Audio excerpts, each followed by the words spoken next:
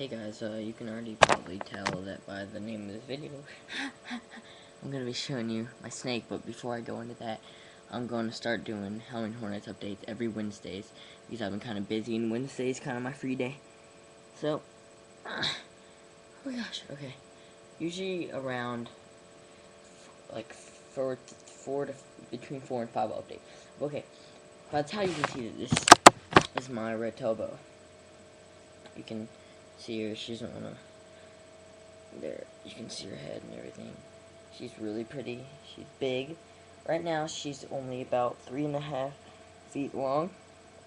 But these things get up to like between 7 and 9 feet, usually 8, depending on their gender and basically genetics and stuff like that. But they're called red-tailed boas because of obviously the red tail.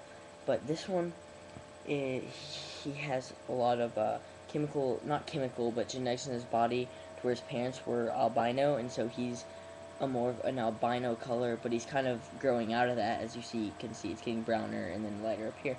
When he was a baby, he was just like completely light gray.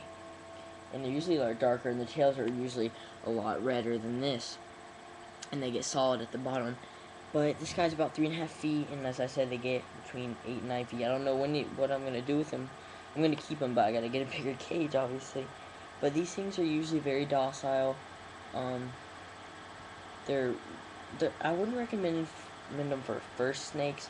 First snakes, I would definitely recommend either corn snake or red-tailed boa. Mostly red-tailed boa because they're extremely docile and really easy to take care of. But these things you have to feed a lot. Not a lot, but they get very hungry, and if you don't like play with them a lot, they sometimes will get aggressive because they're not used to your hands going in there a lot. So if you do get one, I recommend holding them at least 2 to 3 times a week. These are snakes you need to hold because they're just not used to not being held, and if they're not used to being held, then you can't blame them for biting you because they will think you're just a rat. But once your fingers touch them, they just have a sense that that's a human, so you'll be good. But yeah, see, you can see her. She's got a black tongue. She's got eye markings and black eyes.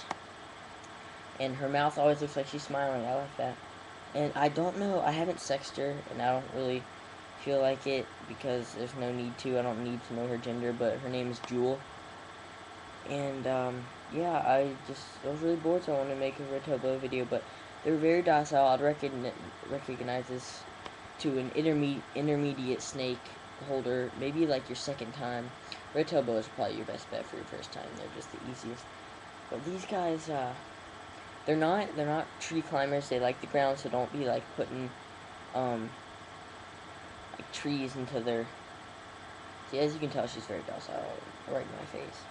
But you don't want to be tripping like trees. You need to put a lot of padding or bedding into their cages because they are very they like to burrow. So put a lot of burrowing area for them, and that's about it. Like, you need a heating pad because they like heat, because you know all reptiles are cold-blooded, and their blood changes temperatures to what their surroundings are. And so these are tropical snakes, but they are not meant for trees and stuff like that.